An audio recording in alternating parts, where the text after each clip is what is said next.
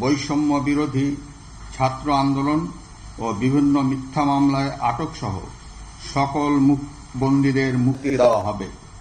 বৈষম্য বিরোধী ছাত্র আন্দোলনের নিহতদের পরিবারদের ক্ষতিপূরণ প্রদান ও আহতদের সুচিকিৎসার প্রয়োজনীয় সকল সহায়তা দেওয়া হবে। সর্বসম্মতিক্রমে বিএনপির চেয়ারপারসন বেগম খালেদা জিয়াকে মুক্তি দেওয়ার সিদ্ধান্ত নেওয়া হয়। প্রিয় দেশবাসী, আমি দেশের আইন শৃঙ্খলা পরিস্থিতি স্বাভাবিক করতে এবং লুপ্তরাজ ও ধ্বংসাত্মক কর্মকাণ্ড বন্ধ করতে রাজনৈতিক দলগুলোর প্রতি আহ্বান জানাচ্ছি। জনগণের জানমাল ও রাষ্ট্রীয় সম্পদ রক্ষায় সশস্ত্র বাহিনীকে কঠোর পদক্ষেপ নেওয়ার নির্দেশ প্রদান করছি। সাম্প্রদায়িক সম্প্রীতি ও সংখ্যালঘুদের নিরাপত্তা নিশ্চিত করতে এবং সরকারি সম্পত্তি রক্ষায় সকলকে এগিয়ে আসার আহ্বান জানাচ্ছি।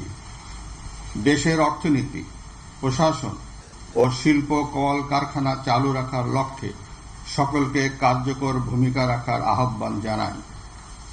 ছাত্র নেতৃবৃন্দ ও শিক্ষকদের সাথে আলোচনা সাপেক্ষে অতি শীঘ্রই শিক্ষা প্রতিষ্ঠানগুলি খুলে দেওয়া হবে।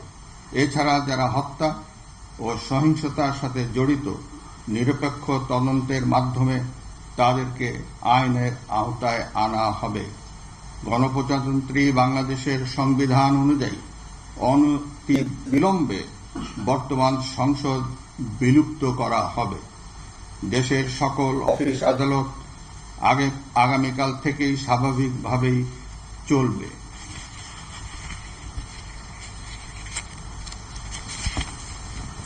প্রিয় দেশবাসী, আসুন আমরা দেশকে বাঁচাতে একযোগে কাজ করি।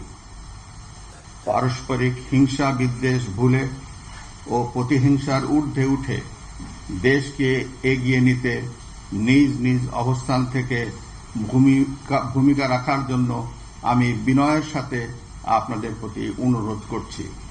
একটি সুন্দর ও সোনালী ভবিষ্যতের প্রত্যাশায় আমরা এগিয়ে যাব ইনশাআল্লাহ। মহান আল্লাহ আমাদের সহায় হন। খোদা হাফেজ। বাংলাদেশ চিরজীবী।